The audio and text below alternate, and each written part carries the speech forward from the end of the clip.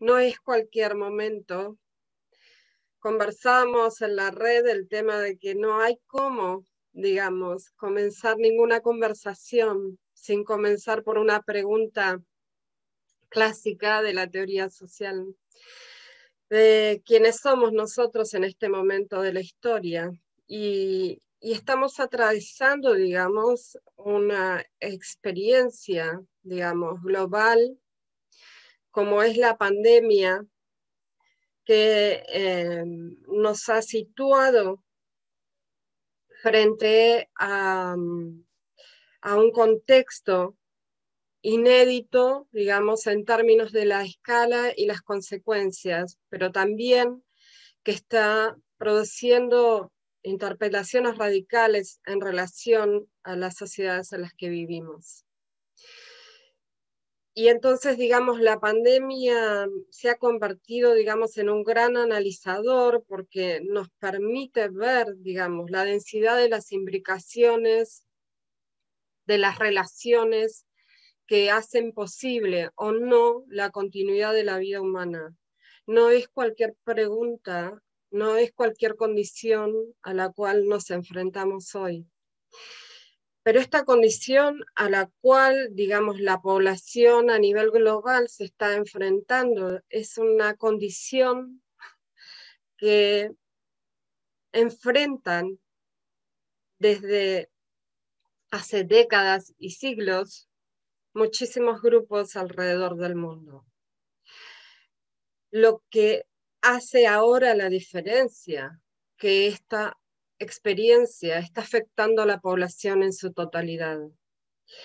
Y digo esto porque venimos atravesando en el marco de una globalización dominada por la hegemonía neoliberal, discursos absolutamente centrados en el individuo, centrados en un individualismo extremo que ha construido, digamos, sus bases sobre itinerarios que tienen que ver con que la gente se autosustente en todos los aspectos de su vida, tanto en los aspectos económicos como en los aspectos materiales, simbólicos, afectivos. Los discursos del individualismo contemporáneo, digamos, rechazaron cualquier relación social como una carga, ¿no? En eso son dignos herederos del poder colonial, ¿no? En el poder colonial se supone que el colonizador domina porque el subordinado, el subalterno, el colonizado, no tiene condiciones para participar de ese gobierno. Por lo tanto, tiene que ser gobernado por otro. Específicamente, digamos, esas formas, esos discursos sobre la dominación son los que se han puesto hoy en jaque, porque frente a los discursos del individualismo, los discursos que han fortalecido, digamos, la idea de que no somos interdependientes, que nos podemos autosatisfacer y autoabastecer individualmente, y que cualquier individuo puede sobrevivir desligado de la red social, aparecen, digamos, toda una serie, toman relevancia, digamos, no aparecen, toman relevancia, toda una serie de conjuntos de prácticas sociales, de discursos, de memorias que se ponen en circulación, que ponen el acento en un lugar absolutamente distinto.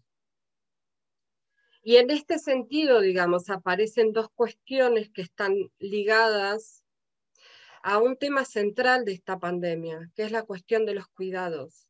De hecho, la palabra cuidado, digamos, es la palabra de mayor circulación. Nosotros nos decimos entre nosotros, cuídate, cuidémonos, vamos a cuidarnos, hagamos algo. Y la pregunta, ¿cómo nos cuidamos? ¿Cómo hay que cuidarse? ¿Cómo te cuidaste? cuidado no es cualquier palabra, y es una palabra cara al pensamiento feminista, porque históricamente, digamos, y particularmente las mujeres fueron responsables de las tareas de cuidado y somos aún hoy responsables de las tareas de cuidado.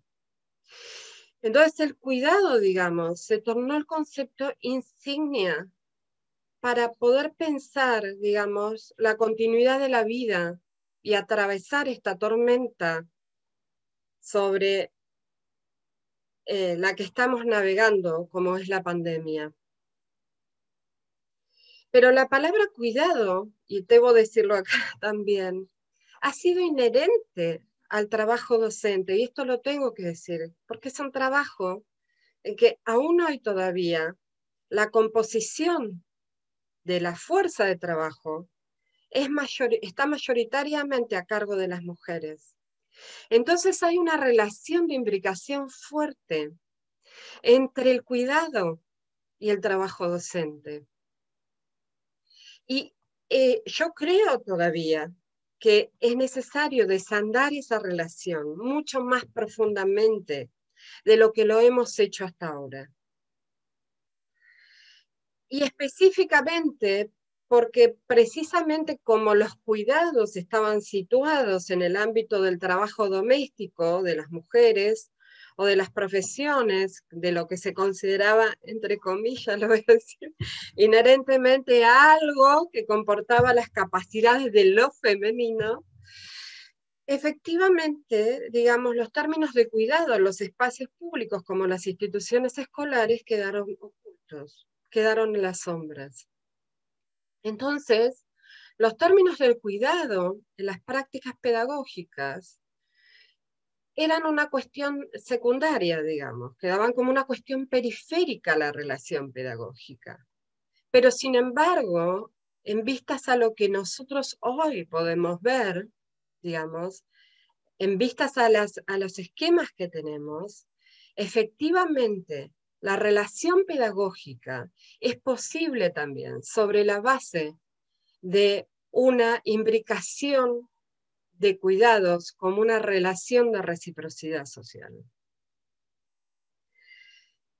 Entonces, digamos, estoy entrando en esta cuestión porque, como dice Rosemary Garland Thompson, una investigadora feminista con discapacidad, si hay algo que podemos aprender y que deberíamos haber aprendido, pero que esta pandemia nos debe enseñar, es que todos los seres humanos, en algún momento de nuestras vidas, vamos a atravesar por la experiencia de la discapacidad.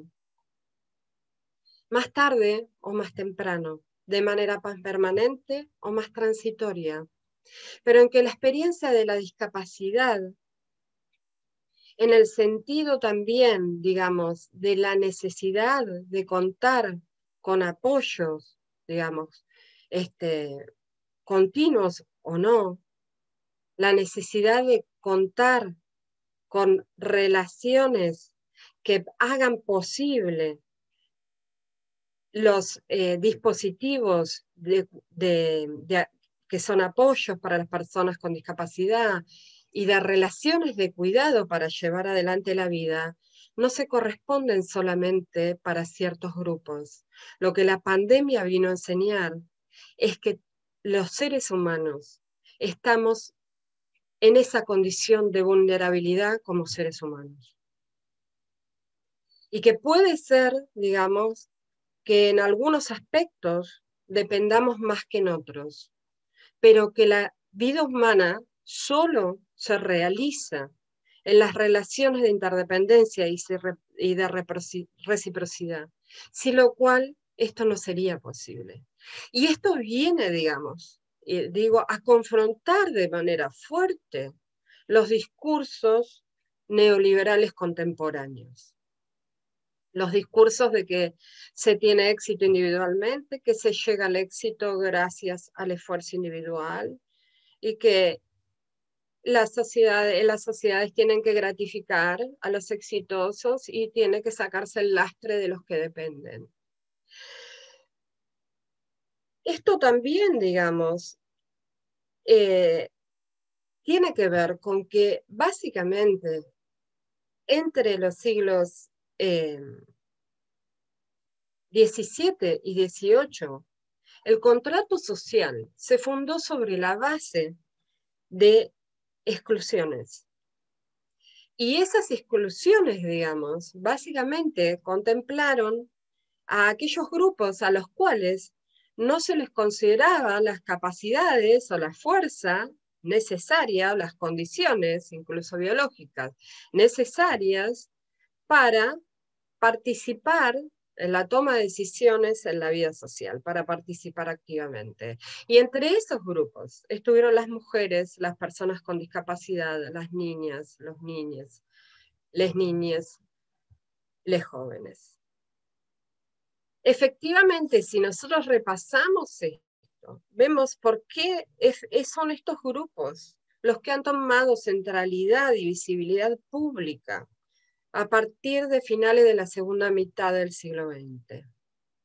Incluyo también en este proceso a las poblaciones indígenas, a los grupos negros. Y digo, aceptar la interdependencia, como plantea Butler, significa pensar en una nueva idea de igualdad. Y la igualdad también está en el centro de la discusión en el campo, digamos, de la educación. Porque esa igualdad, esa nueva concepción de igualdad, se tiene que desplegar en instituciones y en prácticas, en nuevas formas, digamos, de vida social y política. Si todos somos iguales, pero ¿qué conjunto de relaciones sociales y políticas son necesarias para que se realice esa igualdad? Esa es la pregunta contemporánea y esa es la pregunta por la justicia, porque otra cuestión que está ligada a las prácticas, a la noción de cuidado, ¿no?, a la fuerza que ha tomado la noción de cuidados, es también las demandas por justicia. Justicia, digamos, se ha tornado una palabra clave. En cualquier ámbito las personas reclaman justicia. O sea, el reclamo de justicia implica una fuerte, digamos, demanda y denuncia, diría, una fuerte denuncia en relación a que el mundo es profundamente injusto. Y que efectivamente esa justicia también, digamos, esos términos de justicia se estructuran sobre la base de exclusiones, sobre la base de exclusiones y de formas de castigo sobre los grupos más vulnerables. Por lo tanto, como dice el feminismo, eso no es justicia, eso es injusticia. Justicia e injusticia, entonces, se torna una tensión que está en el centro de las demandas de los grupos. De hecho, nosotros hablamos contemporáneamente de lo que significa justicia curricular. ¿Qué significa una escuela justa? Digamos, la justicia es un término que también atraviesa fuertemente los debates pedagógicos junto con la noción de igualdad. Entonces hay un mapa en que nosotros podemos ver, digamos, cómo ciertos conceptos, ciertas categorías adquieren, digamos, cada vez mayor fuerza. Lo que muestra claramente es la presencia, la puesta en circulación de otro conjunto de prácticas, de visiones, de abordajes que, digamos, han sido producidos por la relación, una relación que diría que también es muy fuerte hoy, que es entre los movimientos sociales y las teorizaciones contemporáneas.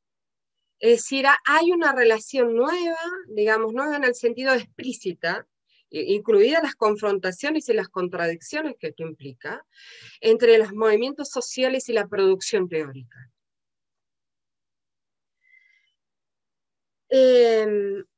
Cuando la igualdad es un derecho absolutamente individual, lo que pasa con ese tipo de afirmación sobre la igualdad es que queda separada de las obligaciones sociales que hay entre los seres humanos.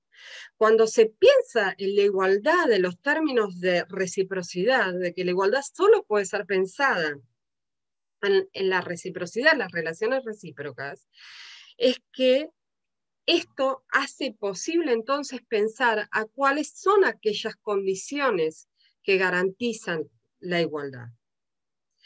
Igualdad entonces surge de las relaciones entre las personas, entre los vínculos entre esas personas, y no como resultado, como dice Butler, de representaciones del sujeto individual. Entonces, igualdad es un concepto relacional. Es un concepto que no puede ser pensado por fuera de las relaciones. Esto para nosotros sí es importante, porque la cuestión de la igualdad también en las relaciones pedagógicas, ¿no? Las relaciones pedagógicas implican ¿qué? ¿Sí? Implican asimetría de qué tipo, digamos, cuál es el peso de las voces en la relación pedagógica, qué pasa con los saberes, unas preguntas que son preguntas, digamos, claves en el campo pedagógico, ¿no? Que son discutidas en el campo pedagógico. Digamos, ¿quién dice cuáles son los saberes legítimos en la escuela? ¿Cuáles son los puntos de vista que quedan ocultos? ¿Y cuáles efectivamente los que se ponen en circulación? Estas son todas discusiones del campo pedagógico, que están presentes en el campo pedagógico. Todas estas discusiones tienen como telón de fondo estas tensiones entre, digamos, las cuestiones relativas a igualdad, justicia, poder. Entonces, digamos, nosotros sabemos hoy que la continuidad de la vida en todos sus términos depende de aceptar de la interdependencia, pero la posibilidad de construir sociedades más igualitarias también está en vinculación a aceptar la interdependencia. Y hay otra cuestión que voy a ligar para esta primera introducción que quería plantear, porque tiene que ver con lo que voy a hablar de discapacidad, todo, claramente, de mujeres, de feminismos, de discapacidad, de género, es que esto lleva a pensar también que la vulnerabilidad no es un estado subjetivo, sino que es una parte de nuestras vidas compartidas.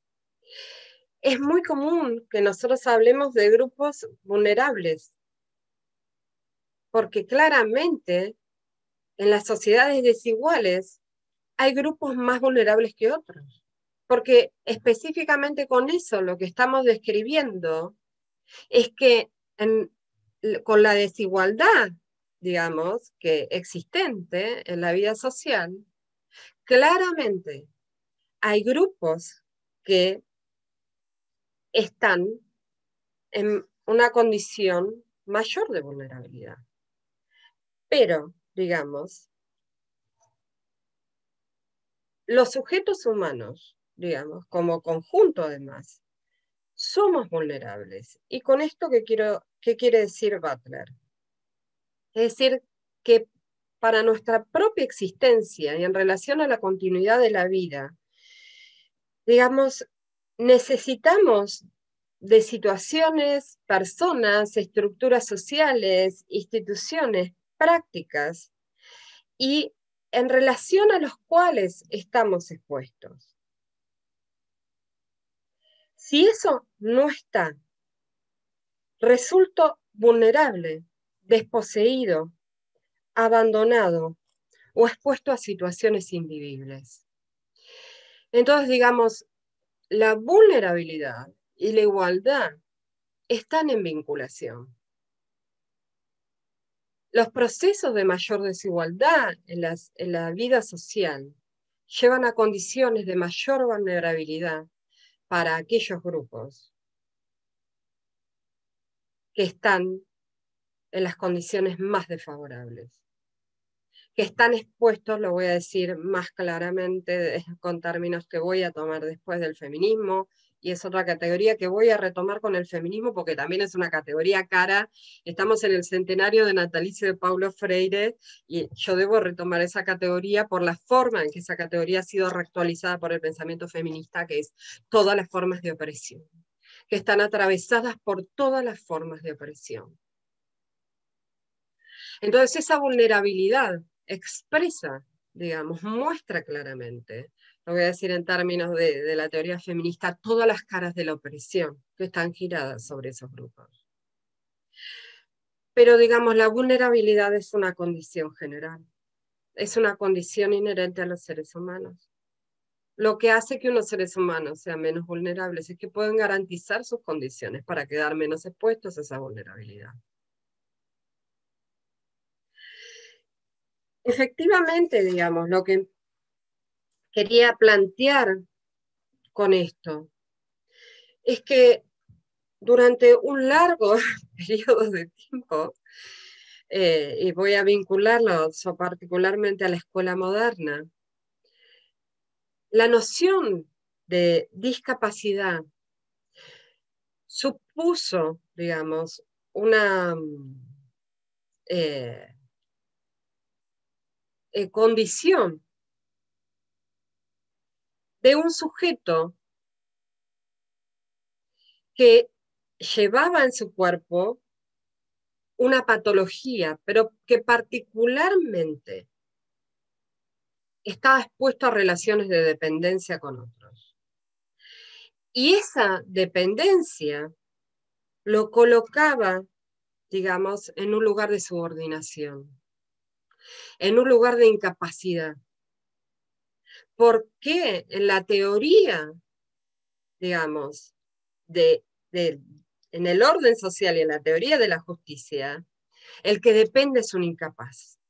Es un incapaz a tal magnitud, a tal altura, digamos, y esto la experiencia de las comunidades indígenas, de las comunidades de personas con discapacidad, de las mujeres, es que no solo sus voces no son escuchadas en los estrados judiciales, sino que fueron sometidos durante todo el proceso histórico moderno a las condiciones de tutela. Es decir, no tenían ni la posibilidad de autorrepresentarse jurídicamente. Y efectivamente, eso es desproveer al sujeto absolutamente de todos sus derechos. La tutela, digamos, es la condición jurídica que genera la mayor dependencia de otros. En ese punto, digamos, efectivamente, esta es una de las instituciones más cuestionadas en la contemporaneidad.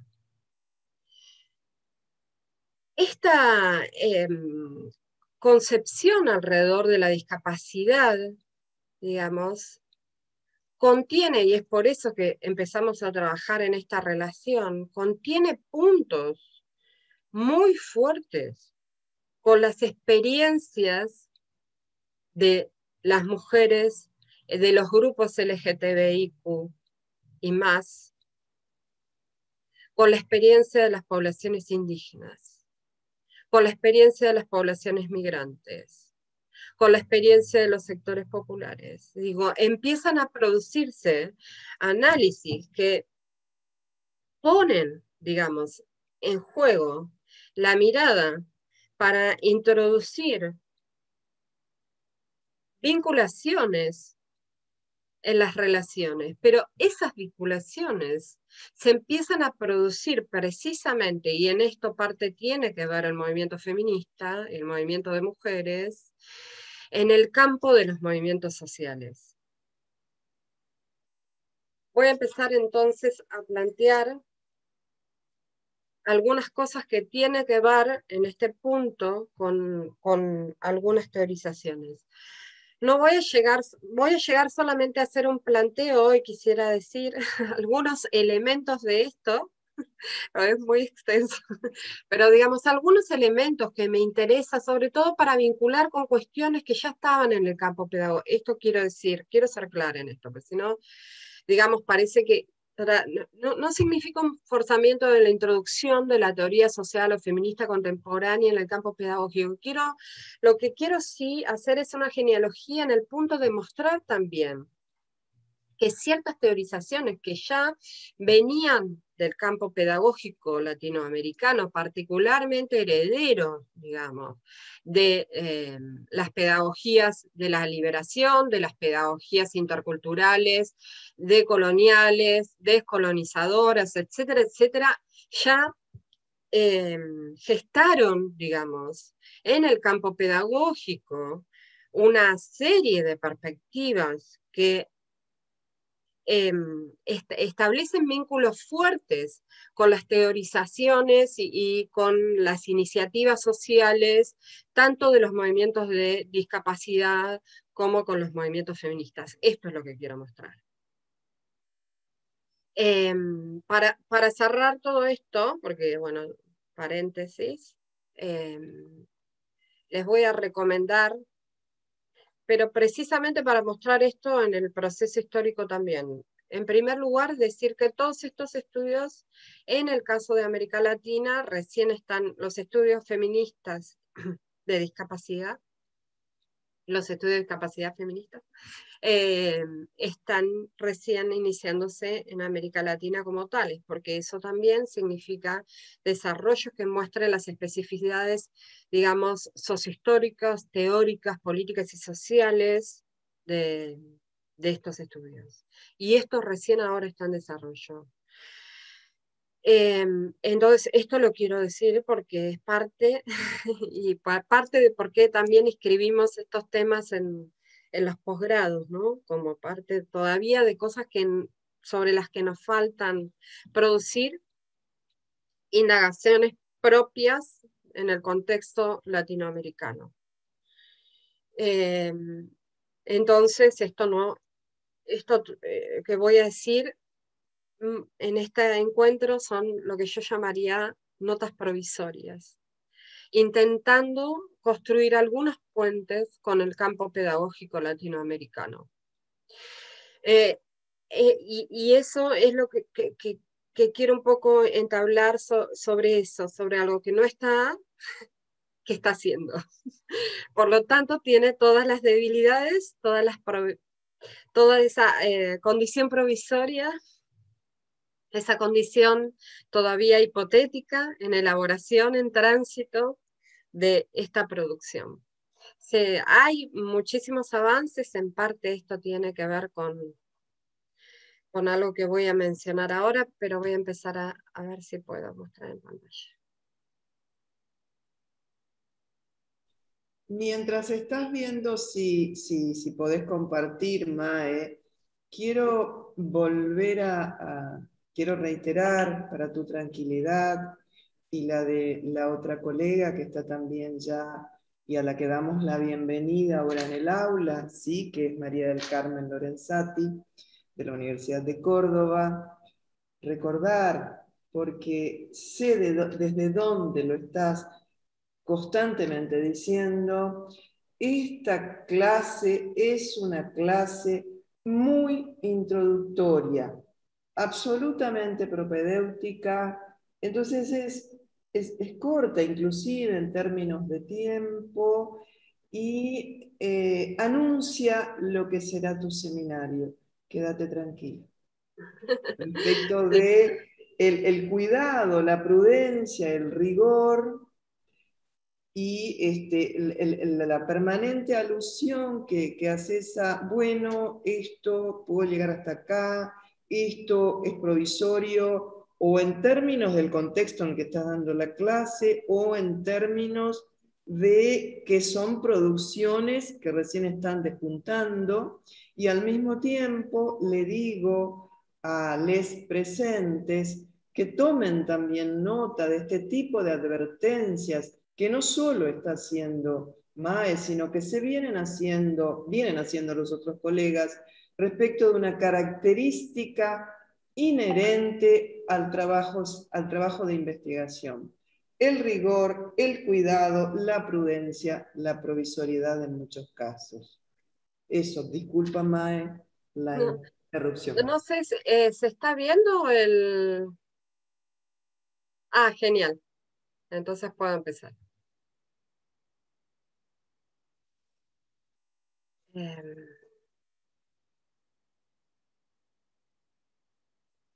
¿qué va a pasar?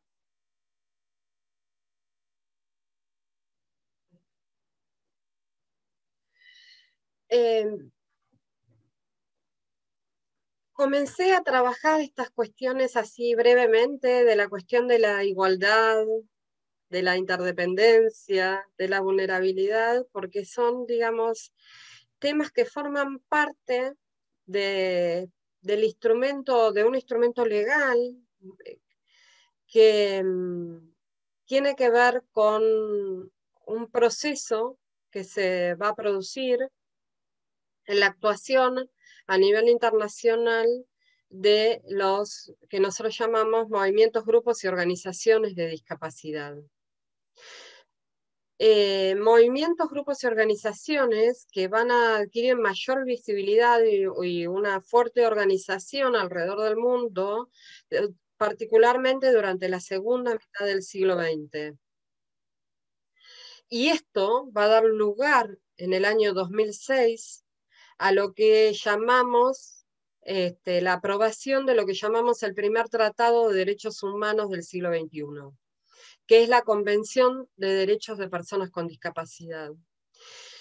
Para mí es importante resaltar la cuestión del año, porque también esto que nosotros llamamos, esto que planteaba Teresa, ¿no? Y que insistimos mucho, es que estamos abordando cuestiones que tienen que ver con cuestiones de la historia reciente. Es decir, imagínense, es nada decir que esto, digamos, este acuerdo, como los acuerdos contra todas las formas de tortura, de discriminación, de reconocimiento de los derechos, bueno, Pato habló de eso, ¿no? Pato Redondo, de los derechos de niñas, niños y niñas, en fin, digamos, todo eso es de las finales de la segunda mitad del siglo XX. La verdad que si uno lo mira en términos históricos, es de ayer. Por lo tanto, la primera cuestión que yo siempre digo, bueno, pero ¿por qué la gente no conoce y no respeta y por qué se violan?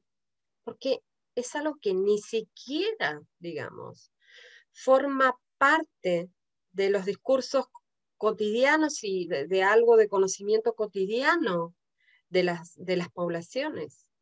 Esto es general. Y esto es importante de ser mencionado también porque a mí me parece que precisamente es el porqué también de por qué nosotros tenemos que escribir esto dentro de las discusiones que mantenemos alrededor de cuál es el sentido de educar, digamos, qué contiene la formación, hacia dónde se dirige, qué tiene que ver la educación con las construcciones de sociedades justas y más igualitarias. Efectivamente, entonces, digo, hay un planteo central de esta convención que es precisamente la noción de educación inclusiva. La noción de educación inclusiva que plantea la convención es una noción que no está referida solamente a las personas con discapacidad, si bien es un derecho de todas las personas, incluidas las personas con discapacidad. La convención también va a introducir otra cuestión que es importante, que es el derecho de niñas, niños, jóvenes y adultos a participar como personas con discapacidad y a partir de esas experiencias de sí en el mundo social.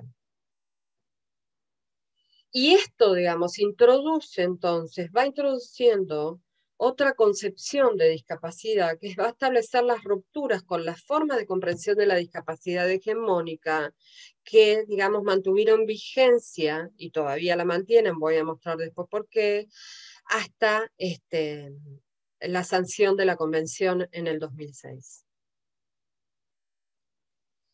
¿Qué significa, digamos, fundar una educación basada en el principio de inclusividad en términos generales?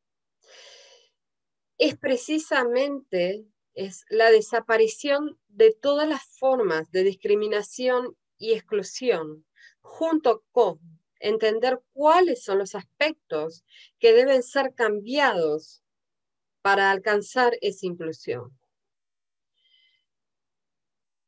Por lo tanto, digamos, esto atañe fuertemente a transformaciones en el campo de las prácticas pedagógicas, a la vez que, digamos, la necesidad de la difusión de una conciencia, lo que nosotros llamamos conciencia social inclusiva, que significa pasar de una idea de déficit anclado en un cuerpo a la idea de un sujeto de derechos. La idea de déficit está anclada en el cuerpo individual biológicamente definido. Y la idea de derechos está anclada en un sistema de relaciones sociales y políticas, en la construcción de un nuevo orden social. Por lo tanto, digamos, los fundamentos son distintos. Y la centralidad en uno está en el individuo y en el otro está en la sociedad.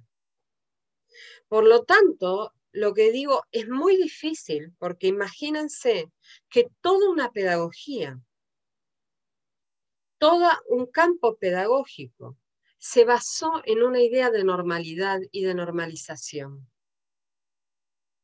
Y esa idea de normalidad y de normalización estuvo basada en la noción de déficit. Y esa noción de déficit durante mucho tiempo estuvo ligada a la construcción estadística. De hecho, los test psicométricos durante mucho tiempo fueron los instrumentos usados para la clasificación de las poblaciones dentro de las escuelas. Porque además, como dice George Kangelheim, el director de tesis de Foucault, digamos, la anormalidad fue necesaria para definir lo normal. Porque efectivamente nosotros hablamos de salud a partir de la enfermedad. Y esa es una lógica del orden moderno. No es la lógica de la lógica. Es la lógica de un orden específico. Nosotros, entonces, estamos atravesados por saberes de normalización. Esto es importante entender porque esos saberes de normalización, digamos, tienen que ver con formas de interpretar las capacidades que tienen o no los seres humanos. Si un estudiante o una alumna, alumne es capaz de. Capaz e incapaz, digamos, es un binomio que está asentado en muchas relaciones. Porque el déficit no es solamente un déficit que va a ser explicado a través de lo biológico. De hecho, muchas formas de exclusión están basadas en cuestiones ligadas a los campos culturales y simbólicos. Raza y etnia, digamos, es el binomio precisamente que hizo posible esas relaciones de poder. Por lo tanto, digamos, efectivamente, las demandas de estos grupos están ancladas en otro elemento que es central. Estoy nombrando solo aquellos aspectos centrales que introduce la Convención, que es las demandas de las personas con discapacidad, a partir de un lema central, que es el lema de la Convención, que les va a sonar conocido, que es nada sobre nosotros sin nosotros.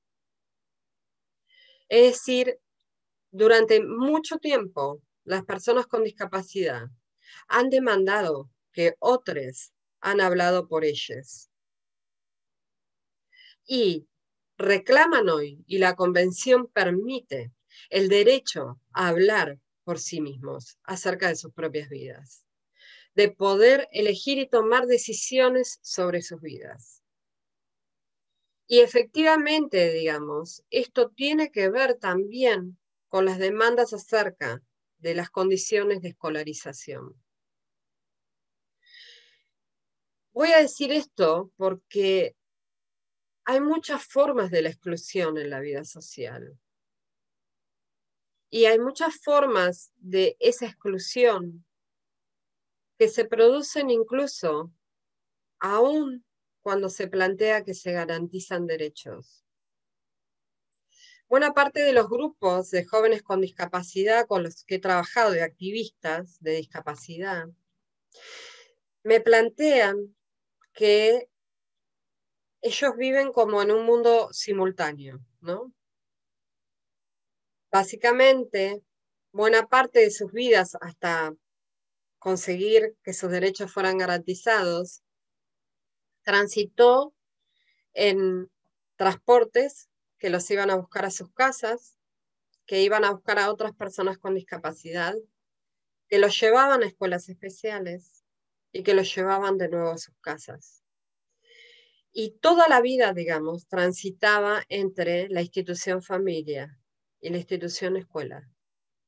Pero que luego, digamos, no tenían la posibilidad de interactuar con ninguna otra persona que no estuviera ni siquiera solamente en sus subgrupos de su condición de discapacidad.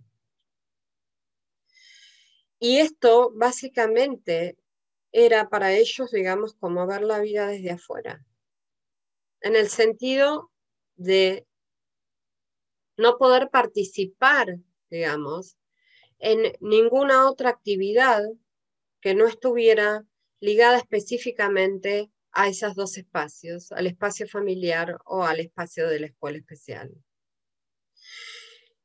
Todas las historias ligadas a la escolarización de las personas con discapacidad involucran mucho sufrimiento.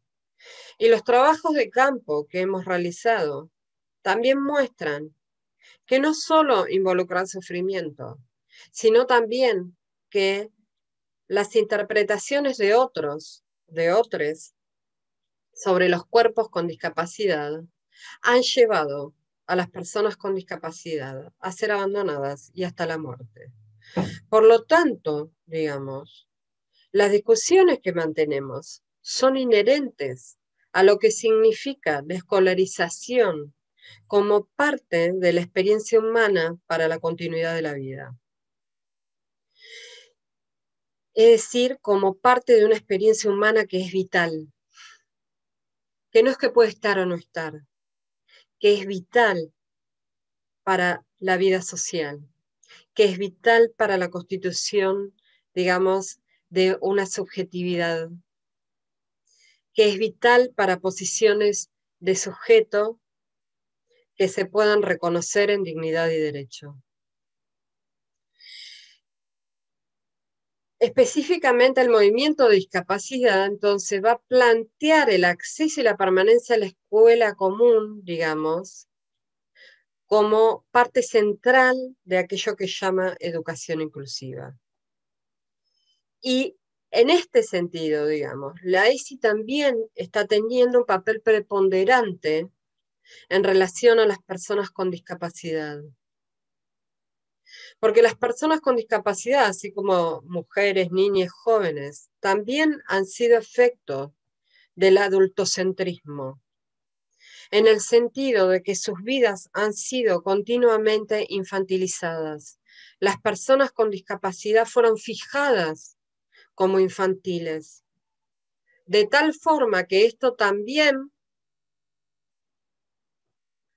ha permitido, digamos, excluirlas de aspectos como su derecho a la sexualidad, al placer, al deseo, al goce y a la reproducción. Imagínense que todo esto que estoy diciendo también está vinculado a cosas que están vinculadas también al movimiento indígena, ¿no? Se están analizando, por ejemplo, las denuncias históricas sobre esterilización de las mujeres en poblaciones indígenas. Bien, la esterilización de las personas con discapacidad también son denuncias que continúan en la justicia.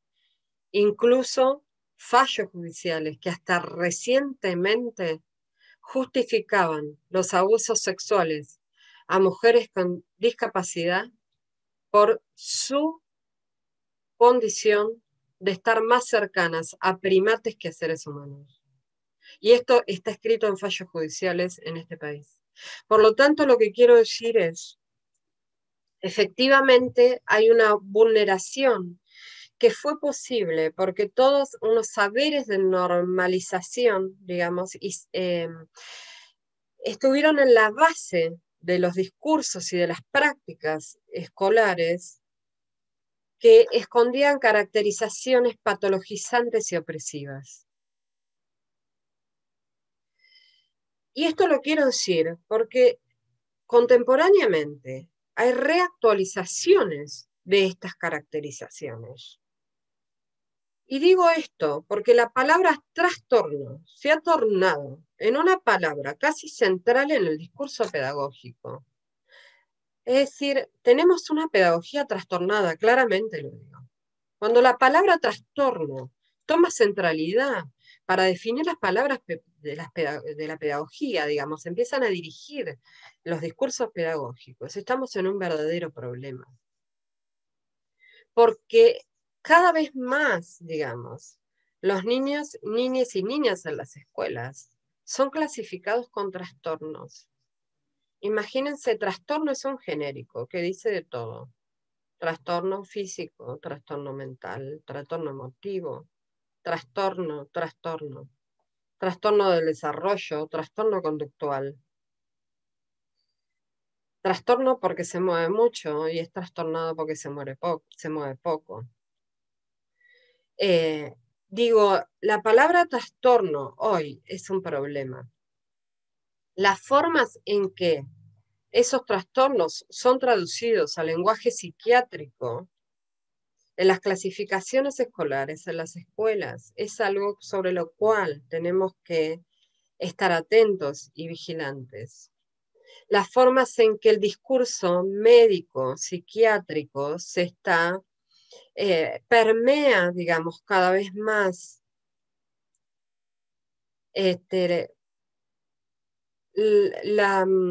las justificaciones o los fundamentos para hacer o no hacer ciertas cosas en las aulas. Efectivamente, digo, tenemos que estar alertas a esto, porque voy a decir solamente esto como título. Buena parte de las clasificaciones que usamos, diría casi su totalidad, emergen del Manual de Psiquiatría de Estados Unidos. Entonces, digo esto, porque todavía hoy mucho de la agenda de la pedagogía de la liberación de la segunda mitad del siglo XX sigue vigente. Hay muchas formas en que aún aquello que parece de modé, pero voy a retomar para mostrar cómo lo plantea el feminismo. El imperialismo, digamos, cultural, está atravesando los discursos pedagógicos.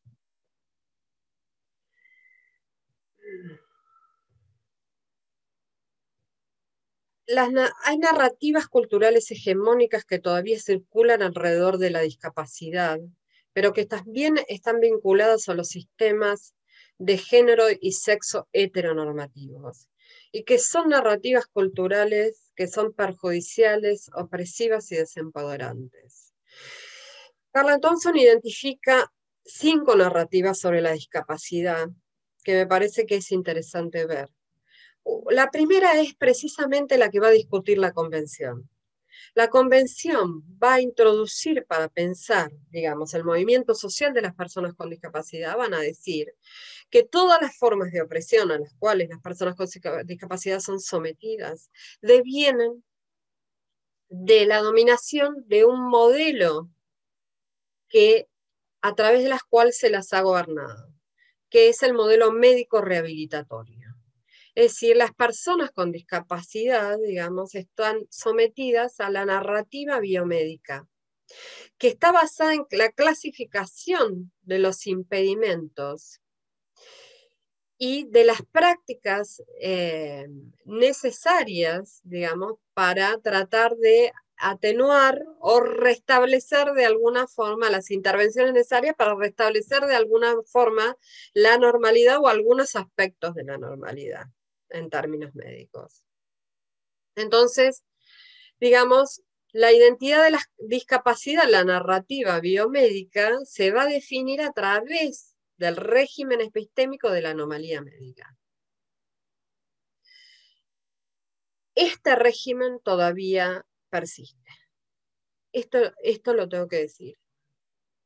La Convención de Derechos de Personas con Discapacidad va a oponer precisamente al modelo médico rehabilitatorio el modelo social.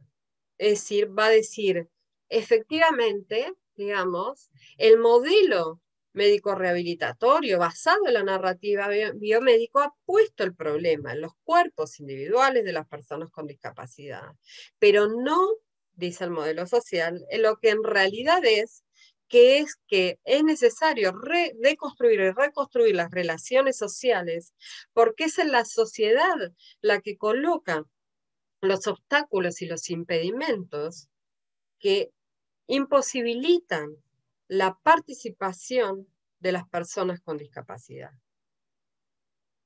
y configuran todas las formas de exclusión. Es decir, los impedimentos y los obstáculos desde la perspectiva de la convención de los movimientos sociales no están en el cuerpo individual, sino están las formas en que la sociedad construyó un cierto orden social, un contrato social que las excluye desde el inicio. Hay otras narrativas, además, digamos, que son narrativas que a las ONG que se dedican a expoliar recursos en nombre de discapacidad, y digo que hay mucho negocio alrededor de esto, lo tengo que decir, en nombre de la filantropía, que es la narrativa sentimental. Es decir, que esto permite a aquellos que se representan a sí mismos como personas con discapacidad, digamos, expresar su sufrimiento, digamos, en relación a las personas con discapacidad. Entonces, la cuestión es, digamos, me conmuevo por estos sucesos, pero no me percibo, digamos, como parte de la red en que estas relaciones, en que esta construcción es posible. La otra que está muy en boga, particularmente con la cuestión de el mérito, ¿no? Tiene que ver con la narrativa de la superación, ¿no? Particularmente la discapacidad, digamos, es algo que es necesario de ser superado, es algo que es necesario ser superado, compensado de alguna manera, ¿no? Son los discursos compensatorios, es algo que el individuo como individuo tiene que trabajar sobre sí mismo para superar eso lo más que le sea posible. La narrativa de la catástrofe, ¿no? Que presenta a la discapacidad como un drama individual que muestra, digamos, las condiciones de la persona para superarla, que muestra o su coraje o la derrota.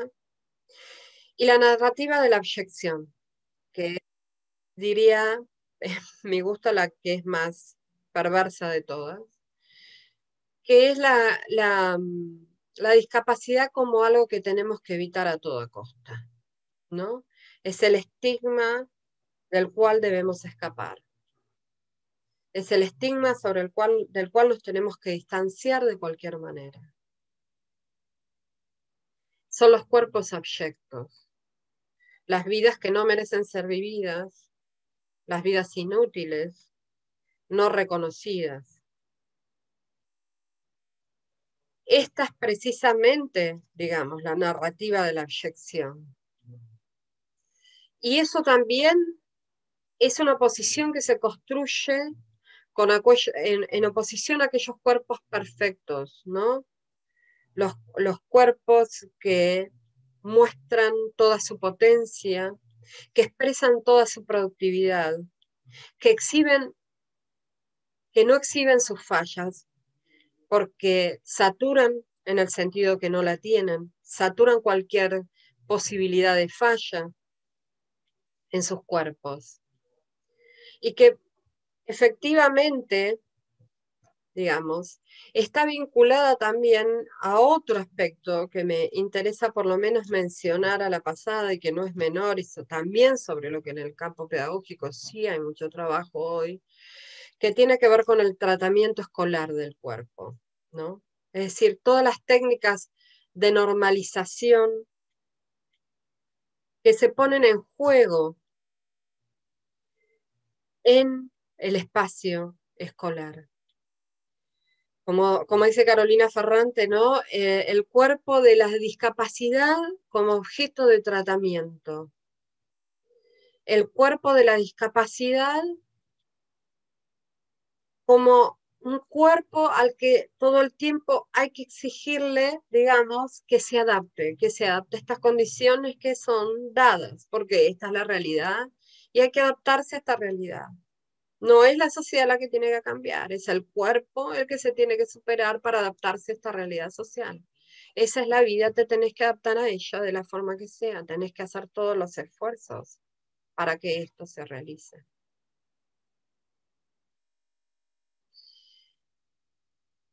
Poder de normalización, digamos, que lo que tiene es que encubre el carácter arbitrario de su construcción.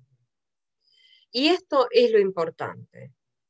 Es decir, impone normas como formas de ver, de tratar a las personas con discapacidad que ocultan las articulaciones de poder y saber en cada contexto histórico-cultural específico.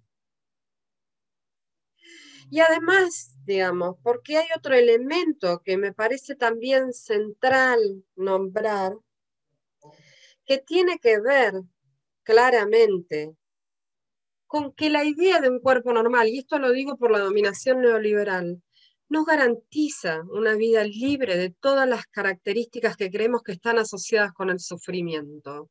Entonces, digamos, la pandemia está mostrando claramente esto. Digamos, es necesario problematizar las relaciones entre biología y existencia.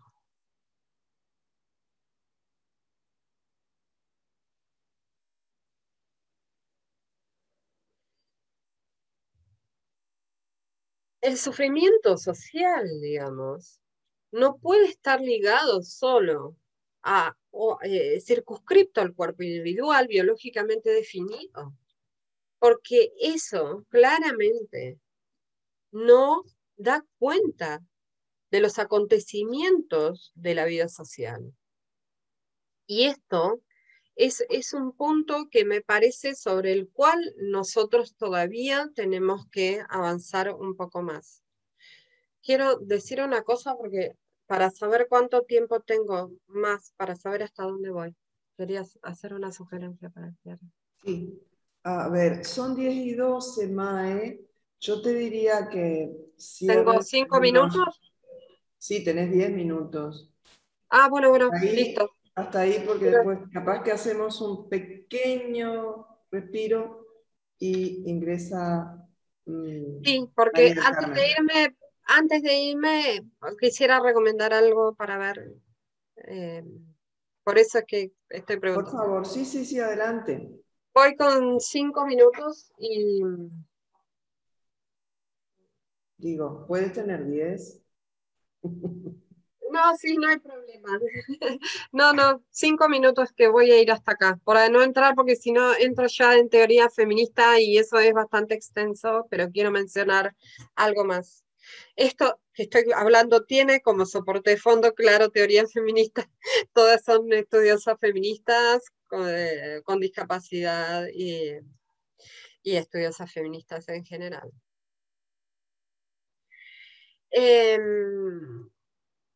Quiero cerrar esto para mostrar algo, ¿no? Que tiene que ver con también las diferentes perspectivas que rigen y que atraviesan la cuestión del campo de los estudios de discapacidad. El modelo médico rehabilitatorio de la discapacidad, digamos, es el que hizo posible la educación segregada, el aislamiento social y el tratamiento estigmatizante. Esto es importante decirlo porque precisamente son las tres cuestiones en la agenda, digamos, educativa, que demandan, que cuando se plantean las demandas de educación inclusiva, son los cuestionamientos que se señalan principalmente. Que el modelo social y la educación inclusiva, digamos, son marcos que están basados en los derechos humanos. Insisto, la Convención de Derechos de Personas con Discapacidad es la primera convención de derechos humanos del siglo XXI, y esto es importante establecer esta afirmación fuerte para entender que no estamos hablando de algo que puedo considerar o no, que tiene que ser la base, digamos, del enfoque basado en derechos que sustenta las prácticas pedagógicas. La discapacidad, entonces, es una identidad politizada basada en derechos y una noción de discapacidad en ese sentido, digamos, se inscribe en una perspectiva sociocultural. Esto es un pasaje paradigmático, porque es el núcleo duro de lo que precisamente va a plantear la Convención, del pasaje de lo biológico a lo social y del pasaje del déficit al derecho. Esto estoy hablando. Y precisamente la vinculación, digamos, con el movimiento de personas con discapacidad y los movimientos feministas, es que van a proveer una identificación política desafiando las visiones hegemónicas. Es decir, van a designar identidades que son colectivas, que involucran lo personal, y lo voy a decir ahora desde el lema del feminismo, pero entendiéndolo como político. Entonces, esa experiencia subjetiva, esa posición de sujeto, digamos, es una identificación política. Y en ese sentido, digamos, relaciona identidad, materialidad y ser.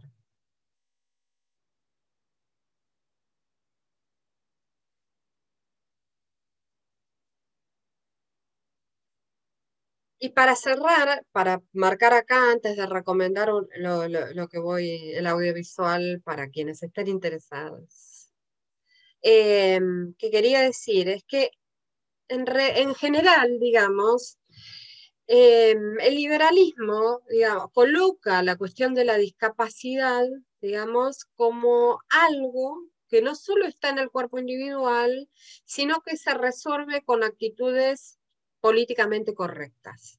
Es decir, si nosotros llevamos adelante algunas prácticas políticamente correctas, por ejemplo, de decirle anormal a nuestro alumno, estúpido, imbécil, y otros epítetos, idiota y otros epítetos, digamos, decirle persona con discapacidad.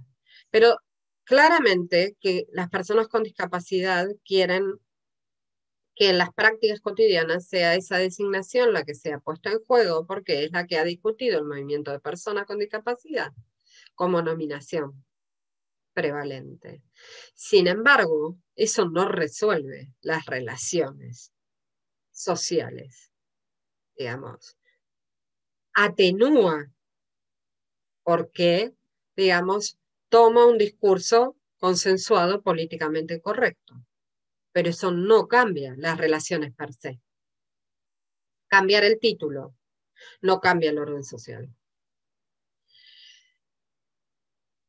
nosotros entonces lo que vemos es la manera en que específicamente otras perspectivas como el materialismo histórico han planteado al indicar que es necesario exponer las condiciones materiales concretas que producen los sistemas de actitudes y significados sobre las personas con discapacidad. Es decir, cómo se inscriben las personas con discapacidad en las estructuras económicas y sociales históricamente constituidas, y explicar cómo y por qué las diferencias sociales de género, raza, sexualidad, clase y discapacidad se producen sistemáticamente y continúan operando dentro de los regímenes de explotación y qué tenemos que hacer para poder cambiarlas. Y por otra parte, digamos, están las perspectivas postestructuralistas, que dicen, es necesario, digamos, deconstruir, comprender cómo se producen, cómo se mantienen y también deconstruir, interpelar los sistemas de significado opresivos que están en la base de los discursos, hegemónicos de las narrativas culturales. Por lo tanto, digo, también, y esto lo digo en las perspectivas de la investigación, es necesario entender que para las personas con discapacidad, una perspectiva desde el materialismo histórico todavía continúa siendo central, y lo voy a decir por qué. Porque en particular, las personas con discapacidad, a diferencia de otros grupos que han sido marginados, rara vez ha sido vista como una comunidad política. Y por lo tanto, rara vez la historia de las personas con discapacidad ha sido pensada como una historia social. En general, y ustedes lo pueden ver, queda como una historia individual, la historia de tal o cual persona con discapacidad, pero no como comunidades. Y esto es un problema en la visibilidad. De hecho, digamos, esto es parte de las demandas que otras comunidades han efectuado. No es la historia de un conjunto de individuos, es la historia de comunidades que tienen experiencias en común, memorias en común, construcciones en común, que tienen formas de autorrepresentación, narrativas de sí como colectivo social. Y esta cuestión no es una cuestión menor, y es parte también porque, digamos, las perspectivas del materialismo histórico, así como las perspectivas postestructuralistas, están también, digamos, son también tan necesarias para producir estas indagaciones. Cierro acá, digamos, para decir entonces que la discapacidad se constituye como una categoría crítica, porque involucra temas centrales de la teoría feminista como son la identidad, la interseccionalidad y la corporalidad. Es muy rápidamente lo que quise plantear en este primer tramo. Perdón, porque es muy rápido, pero quería poder vincular esto, ¿sí? Y que lo que tiene en común también es que comprende a las formas de opresión y discriminación como inscriptas en las configuraciones político-culturales, en las barreras sociales, ambientales y actitudinales. Y esto también está en el centro y lo voy a mostrar después cuando nos encontremos más adelante, digamos, cómo, digamos, las teorías de la opresión, cómo ha profundizado el feminismo y esto también, porque la categoría de opresión está en la Convención de Personas con Derechos de Discapacidad y está fuertemente la teoría de la justicia feminista. Pero sobre todo, lo tengo que decir, en el centenario del natalicio de Paulo Freire, continúa estando en el centro de todavía del campo de estudios pedagógicos.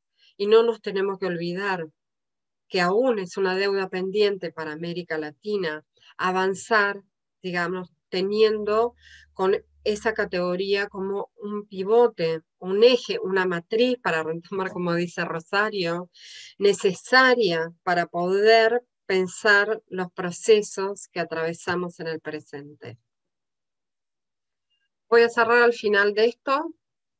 Me puse ambiciosa, como verán, pero bueno, siempre no, esa es parte de la docencia que pensamos. No, pero quería decir, hay un documental, lo digo porque es un documental que está disponible en Netflix, que es interesante porque lo que me interesa de este documental es más allá que lo que está es relatando una experiencia durante la década del 60 hacia finales de la década del 60 en Estados Unidos, que fue una experiencia inédita. Es que lo que va a mostrar es que la relación entre los movimientos feministas, el movimiento negro y el movimiento de discapacidad, no es una relación, digamos, que se nos ocurre ahora. Digamos, hay un conjunto de experiencias, incluso yo podría marcar algunas, pero no están documentadas como esta en América Latina todavía, pero que digo, es que hay implicación en esta relación.